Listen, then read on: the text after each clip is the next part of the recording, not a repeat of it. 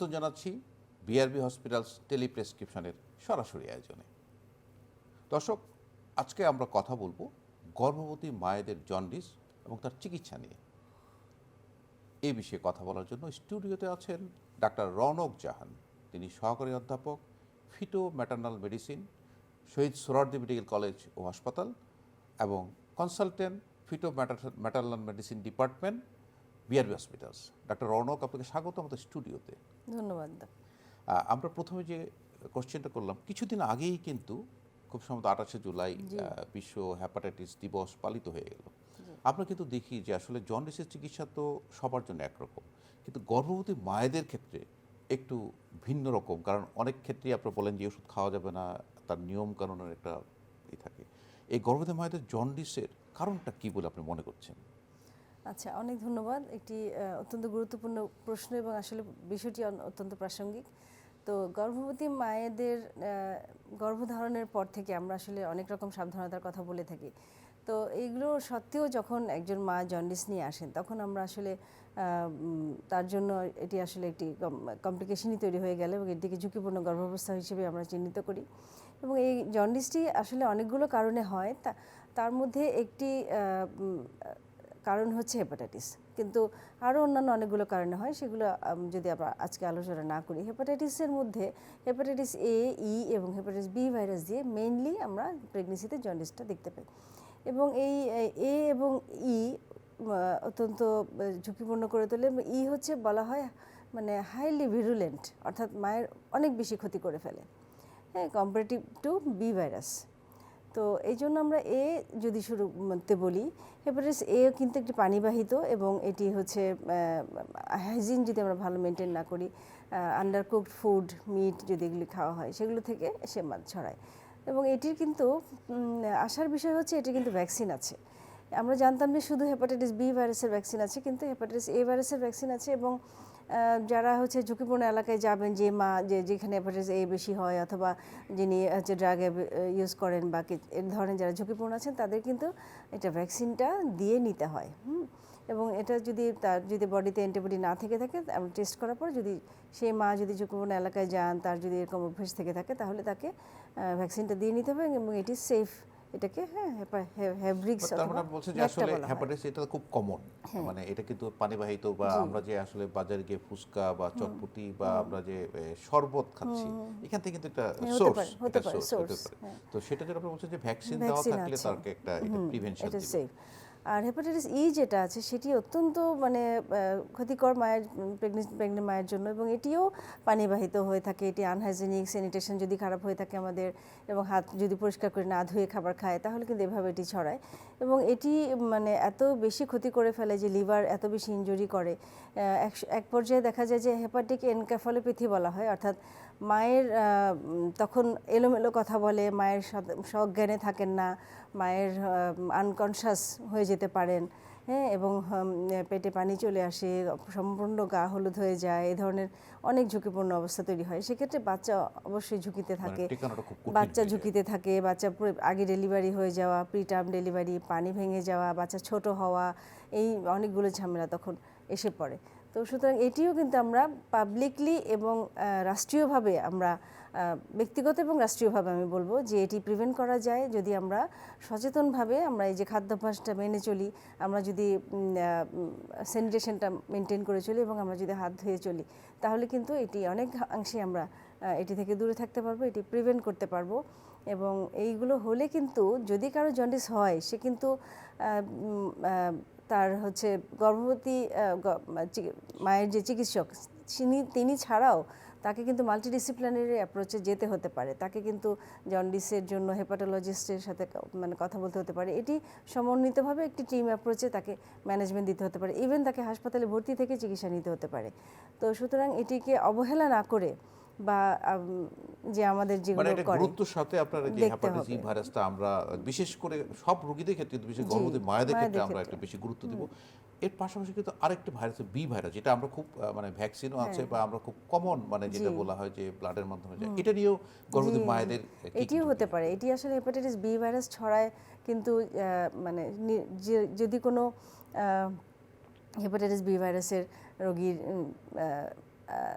রক্ত কেউ মানে ট্রান্সমিশন হয় Transmission করা হয়। করে ব্লাড প্রোডাক্ট দিয়ে আসলে এটা ছড়ায়। যার শরীরে আছে তার রক্ত যদি কেউ নেয় তাহলে এই শরীরে এসে পড়বে, বা নিডল প্রিকের মাধ্যমে, বা যেখানে সারফেসটা কোনোভাবে যদি আপনার হাত পা কাটা থাকে, সে তখন যদি হেপাটাইটিস বি ভাইরাসের কেউ যদি থাকে, তাহলে আপনার এই সারফেস থেকে এই রাফ সারফেস দিয়ে এটি প্রবেশ করবে। এবং এই জন্য এটি বলা হয় যে তাদের যে ব্লাড প্রোডাক্ট যদি পড়ে, বা ইভেন বডি ফ্লুইড, হ্যাঁ, এগুলোর মাধ্যমে কিন্তু এগুলো ট্রান্সমিট হয়। এবং ম্যাটার্নাল টু চাইল্ড, এটা মায়ের গর্ভস্থ শিশুর উপরও কিন্তু এটির ইফেক্ট আছে। এবং ডেলিভারির সময় কিন্তু মায়ের যে প্রসবের পথ দিয়ে যখন বের হয় তখন কিন্তু বাচ্চা এই ইনফেকশনটা নিয়ে আসে। এবং আরও হয় হচ্ছে যে যারা ড্রাগ অ্যাবিউজার আছে তাদের এটা ট্রান্সমিশন হতে পারে। তো এই জন্য এটি যখন যদি হয়ে যায় কোনো মানুষের, তো আমরা কিন্তু যখন মা এন্টিনেটাল চেক আপে আসে, অর্থাৎ যখন প্রেগনেন্ট হয়, তখন সে যখন চিকিৎসকের কাছে আছে, তখন কিন্তু আমরা রুটিন কিছু চেক আপের কথা বলে থাকি। সেখানে তার শরীরে রক্তের পরিমাণ, তার অন্যান্য থাইরয়েড হরমোনের পরিমাণ, তার অন্যান্য ইনফেকশন, সাথে আমরা hepatitis B virus surface antigen বলা হয়। অর্থাৎ সেটি যদি থাকে, তার যে ভাইরাসের যে স্ট্রাকচার, তার সারফেসে যে অ্যান্টিজেনটা থাকে, সেটা যদি রক্তের আসে, তাহলে আমরা বুঝতে পারি যে তার মধ্যে এটা আক্রমণ আছে। তাহলে এই আক্রমণ যদি থেকে থাকে, যদি অনেক সময় আমরা দেখি এটা এইচবিএসজি পজিটিভ, বেশিরভাগ ক্ষেত্রে আমরা দেখি নেগেটিভ, তারপরে যদি কখনো কখনো পাই যে পজিটিভ, তার মানে তাকে আমরা ফার্দার চিকিৎসার দিকে, ফার্দার আমরা ইনভেস্টিগেশনের দিকে যেতে হবে। যেমন এটাতে ভয় না পেয়ে করতে হবে, মানে সেটা হলো ইনভেস্টিগেশন দিকে যেতে হবে। প্লাস কিন্তু সেক্ষেত্রে কিন্তু আপনাদের পরবর্তী তার ফলো আপগুলো কিন্তু ভিন্ন রকম হয়। যেমন তার সিজারিয়ান যদি প্রয়োজন পড়ে থাকে, তাকে তার ইনস্ট্রুমেন্টাল কিন্তু বি ভাইরাসের জন্য কিন্তু আলাদা ইনস্ট্রুমেন্টাল থাকতে হবে। জি, সেটাতে আসছি এখন। যদি তাকে চিকিৎসার কথা যদি বলি, তাকে এরপরে ভাইরাসের পরিমাণ দেখতে হবে, যেটাকে পিসিআর করে দেখা হয়। পরিমাণের উপর কিন্তু নির্ভর করে তাকে ঔষধ দেওয়া হবে কি হবে না। তারপরে সেই ভাইরাসটি অ্যাক্টিভ আছে কিনা, অ্যান্টিজেন দিয়ে দেখা হয়। তাহলে অন্যান্য ভাইরাস তার সাথে আছে কিনা, কো ইনফেকশন থাকতে পারে, অর্থাৎ এ ভাইরাস, তারপর ভাইরাস, সি ভাইরাস, এগুলো কো ইনফেকশন থাকতে পারে। তাহলে এইগুলো আছে কিনা, এগুলো সব কিছু দেখে নিয়ে কিন্তু মাকে তারপর একটি ট্রিটমেন্টের দিকে যাব আমরা। সেই ট্রিটমেন্টের মধ্যে যদি আমরা দেখি যে ভাইরাসের লোড সংখ্যা 2 লাখের বেশি, তখন কিন্তু তাকে আমরা ওষুধের দিকে যাব, এবং অবশ্যই মাল্টিডিসিপ্লিনারি অ্যাপ্রোচে, এবং তাদের জন্য লেমিভুডিন, টেলভিভুডিন, এই ওষুধগুলো কিন্তু সেফ প্রেগনেন্সিতে। এখন কথা হচ্ছে যে সে শুরু থেকেই খাবে কিনা। যদি কোনো মা আগে থেকে লিভার ডিজিজে থাকে, ক্রনিক লিভার ডিজিজ থাকতে পারে, সেই মা তো প্রেগনেন্ট হবেন, তাহলে হলে তাকে যেই ওষুধটা খাচ্ছিলেন সেটি আবার রিইভ্যালুয়েট করতে হবে, হয়তোবা সেফ যে ড্রাগগুলো এখন প্রেগনেন্সিতে ইফেক্টিভ, টেলভিভুডিন, লেমিভুডিন, এগুলোতে চলে আসতে হবে।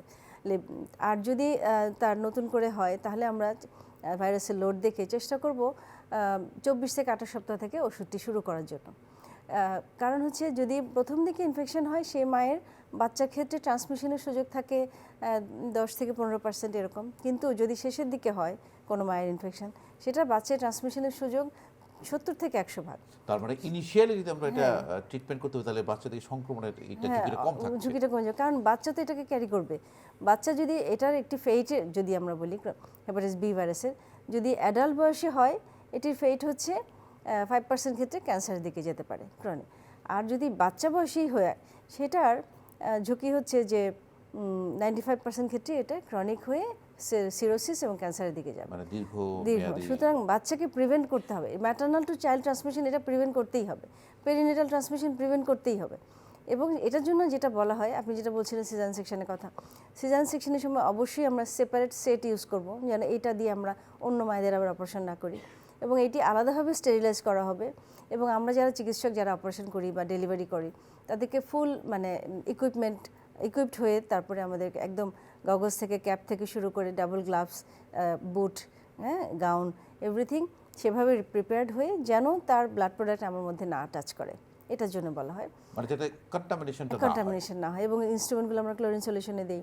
তো এভাবে ডেলিভারি সম্পন্ন হয়। এবং ডেলিভারির পরপরই বাচ্চাকে কিন্তু ভ্যাকসিন এবং ইমিউনোগ্লোবুলিন দিতে হয়, খুব ইম্পর্টেন্ট। হ্যাঁ, কেউ যদি ভুলেও যায়, চিকিৎসকের অবশ্যই এটা দায়িত্ব, এটা দিবে।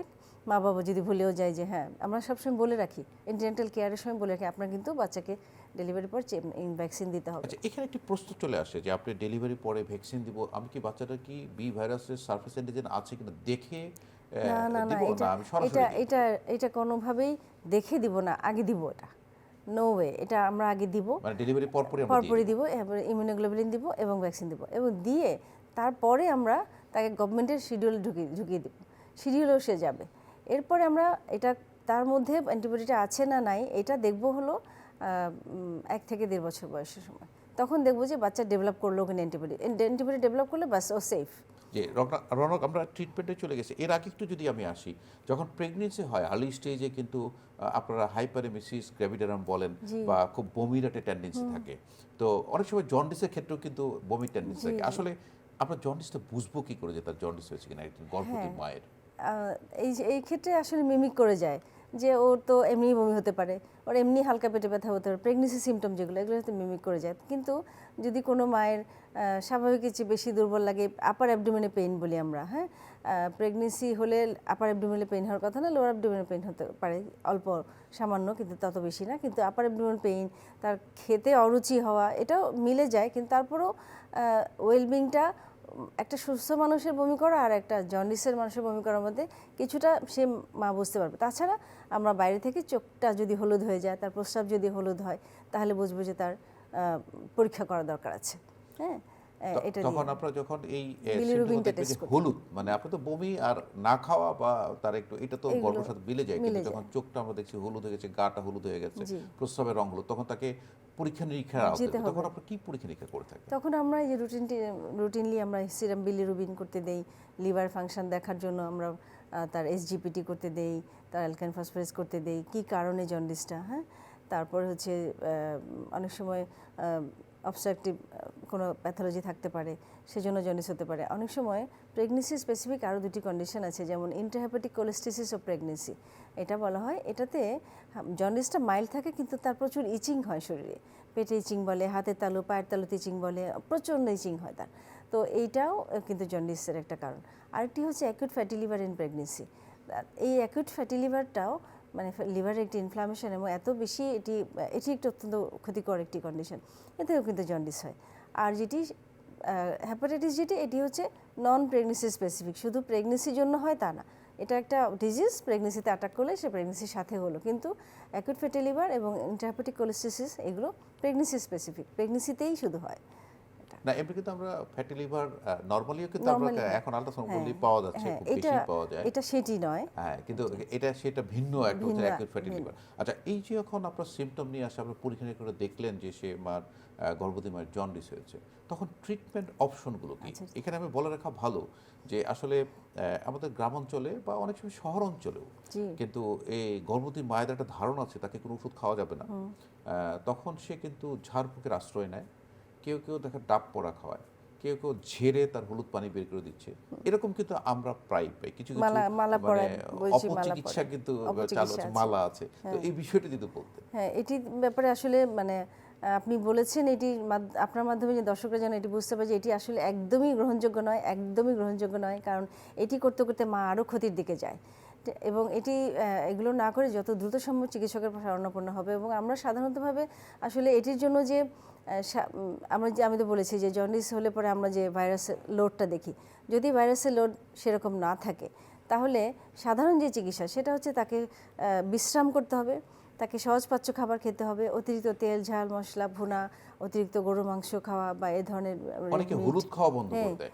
হলুদ খাওয়ার সাথে সম্পর্ক নাই, কিন্তু অতিরিক্ত মশলা, অতিরিক্ত মানে একদম অনেকক্ষণ তেলটাকে ভেজে ভেজে তারপর রান্না করা, এই কাজগুলো করবে না। সহজপাচ্য খাবারগুলি খাবে, এবং এটা খেয়াল রাখতে হবে তার জন্য প্রতিদিন অন্তত কমপক্ষে 2 বার পায়খানা হয়। পায়খানা হওয়াটা অত্যন্ত জরুরি, কারণ হচ্ছে যে ভাইরাসটা যে বেরিয়ে যাওয়া প্লাস হচ্ছে আমাদের যে শরীরে যে অ্যামোনিয়া তৈরি হয়, এই অ্যামোনিয়াটা ব্রেনে চলে গেলে পরে ওই যে আমি আগেও বলেছি একবার এনকেফালোপ্যাথি হয়। তাহলে এই যে আমরা যদি ওষুধ খেয়ে হলেও, ল্যাকটুলোজ ওষুধ একটা আছে, সেই ওষুধটা খেলে পরে এটি অন্ত্রের মধ্যে গিয়ে এমন একটি কন্ডিশন তৈরি করে, অ্যামোনিয়াটা অ্যামোনিয়াম হয়ে বের হয়ে যায়, তখন আর এটি অ্যাবজর্ব হয় না বডিতে, যে ব্রেনে গিয়ে তার মাত্রাধিক্য হওয়ার কারণে যে এনকেফালোপ্যাথি হয় সেটি তখন আর হয় না। এই জন্য আমরা বলি যে 2 বার পায়খানা হয়ে যাওয়া ভালো, তাতে অ্যাবজর্ব হওয়ার সময়টাও পায় না, এবং কি হয় সেটি জমাও হয় না, এবং এটি ভেঙে গিয়ে এটি মানে এমন একটা ফর্মেটে চলে যায়, অ্যামোনিয়াটা অ্যামোনিয়াম হয়ে যায় যেন এটি আর অ্যাবজর্ব হতে না পারে, এই জন্য কিন্তু এটা বলা হয়। আবার এমনই তো মূল কারণ যে এনকেফালোপ্যাথি ব্রেনে যখন আক্রান্ত হয়, যেটা আপনি বলছেন সিরিয়াস একটা কন্ডিশন, তো এই অ্যামোনিয়াটা যখন অ্যামোনিয়াম হয়ে বের হয়ে যাচ্ছে বা ল্যাকটোজের মাধ্যমে চলে গেল, তো তখন এটা হওয়ার ঝুঁকিটা থাকছে কমে না। যায়, ঝুঁকিটা কমে যায়। এবং এখানে এক্ষেত্রে অ্যান্টিবায়োটিকের কিন্তু খুব বেশি রোল নাই। একসময় অনেক আগে যখন আমরা ছোট ছিলাম স্টুডেন্ট, তখন দেখতাম যে অ্যান্টিবায়োটিক একটা দেয়া হচ্ছে, কিন্তু আসলে অ্যান্টিবায়োটিকের খুব বেশি রোল নাই। বরং হচ্ছে যে সহজপাচ্য খাবার খাওয়া, পুষ্টিকর খাবার খাওয়া, হ্যাঁ এটি, এবং বিশ্রামটি অত্যন্ত, যে লিভার যেহেতু ইনজুর, তাকে অনেক বেশি ড্রাগ লোডও আমরা তখন দিতে চাই না, সিডেটিভ দিতে চাই না। হ্যাঁ, কারণ ওই যে এনকেফালোপ্যাথিতে বললাম, মা ড্রাউজি থাকে, মা কনশাস থাকে না, সেমি কনশাস থাকে, তাহলে তার ঘুমের ওষুধের জন্য তার এটা হচ্ছে নাকি ওইটা হচ্ছে, তখন তো আপনি মিমিক হয়ে যাবে জিনিসটা।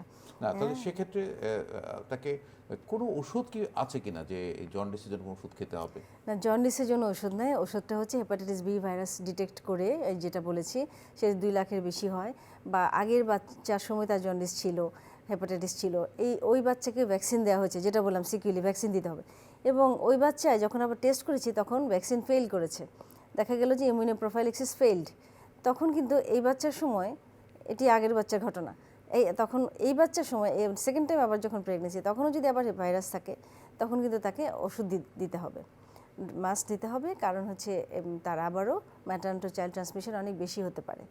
তো সেই জন্য এটির ওষুধ হচ্ছে টেলবিউডিন, লেমিউডিন, এইটা কিন্তু অন্য কোনো ওষুধ নয়, অ্যান্টিভাইরাল ড্রাগটাই তাকে দিতে হবে।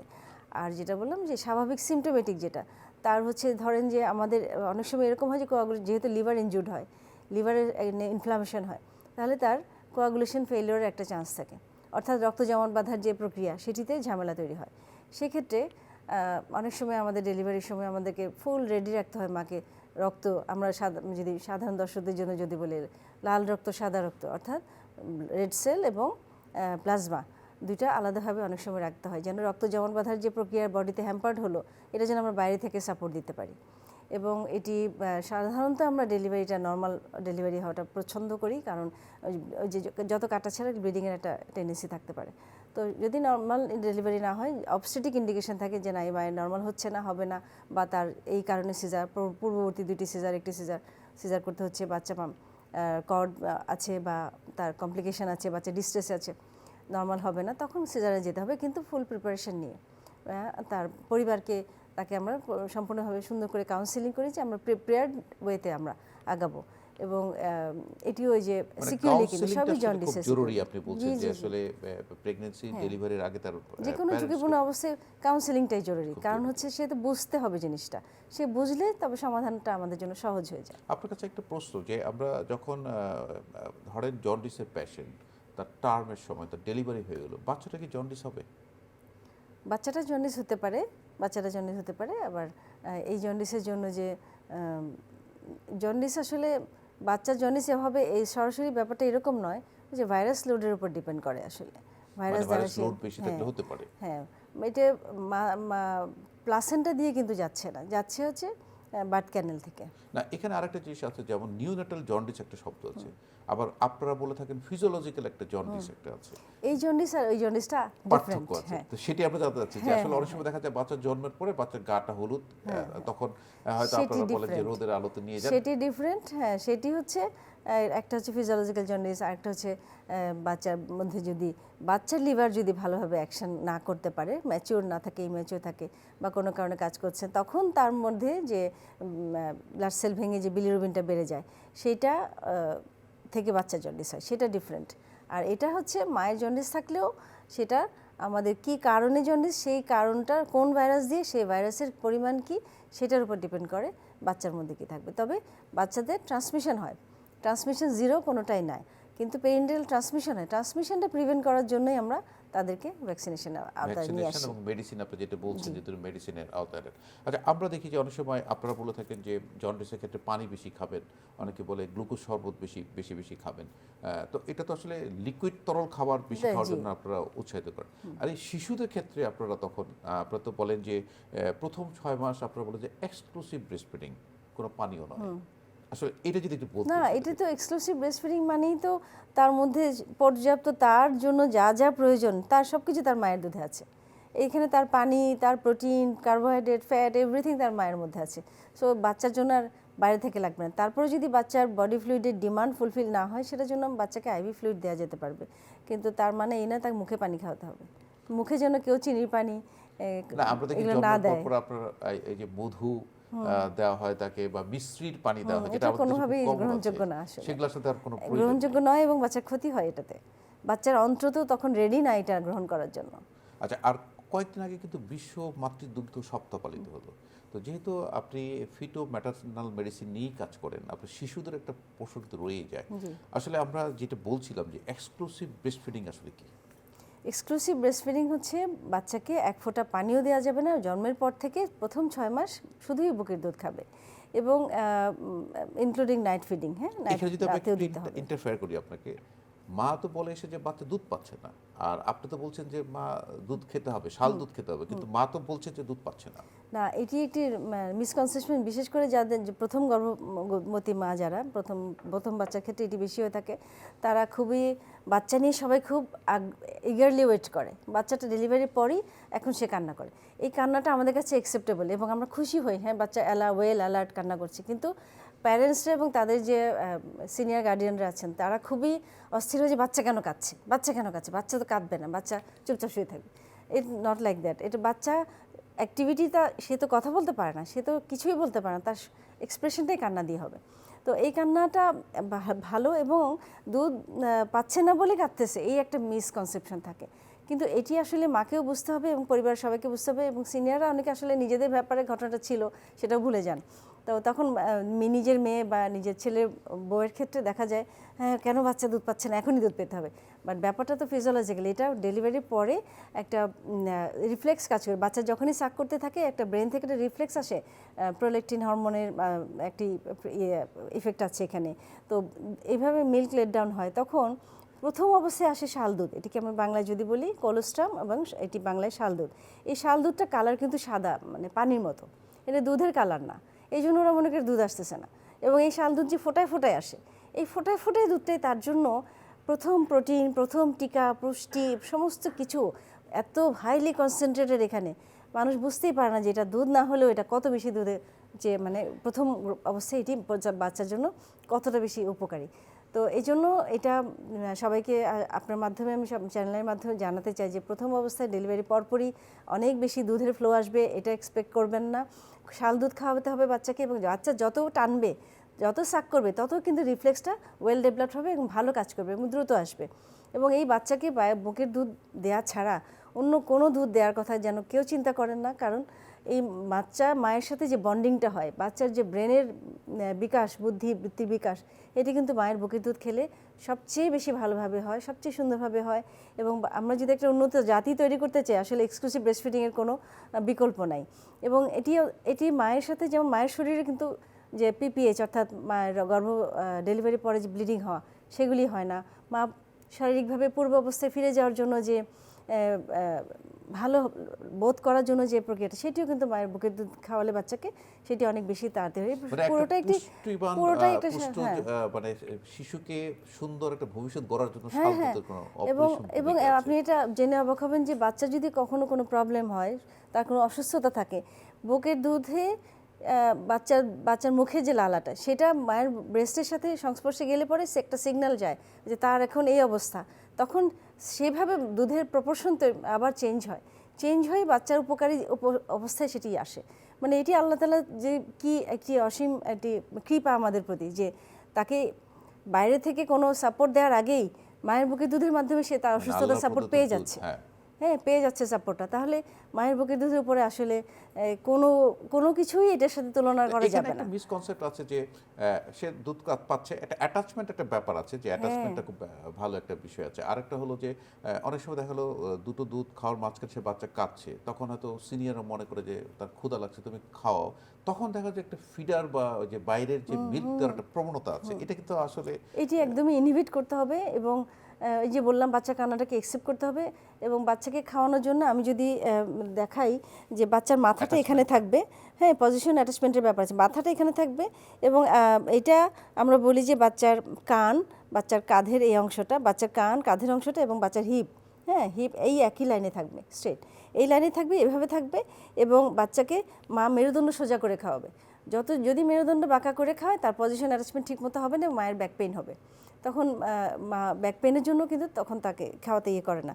তো এই পজিশনে থাকবে, এবং ওয়েল অ্যাটাচড বলি, যদি সি শেপ করে মা তার ব্রেস্টকে বাচ্চার মানে মুখে দিবে, এবং তার কালো যে অংশটা, নিপলের পাশে যে কালো অংশ পুরোটা ঢুকাবে, তাহলে হচ্ছে বাচ্চা পরিপূর্ণভাবে তার মুখে অংশটা গেলে সুন্দরভাবে সাক করতে পারবে এবং দুধের ফ্লোটা আসবে। এই পজিশন অ্যাটাচমেন্ট না, বাচ্চা যদি মানে আরাম বোধ না করে, তা কিন্তু সে খাবে না। অনেক ধন্যবাদ, অনেক ধন্যবাদ রৌনক জাহান। আমরা আপনার কাছে অনেক সুন্দর পরামর্শ পেলাম, নিশ্চয়ই দর্শকদের অনেক উপকার আসবে। আপনাকে ধন্যবাদ। অনেক ধন্যবাদ চ্যানেল আই কর্তৃপক্ষকে, আপনাকে। সুন্দরভাবে আমরা প্রোগ্রামটি শেষ করতে পারলাম, ধন্যবাদ। প্রিয় দর্শক, আসলে গর্ভবতী মায়েদের যে জন্ডিস হলো, তার চিকিৎসা আছে।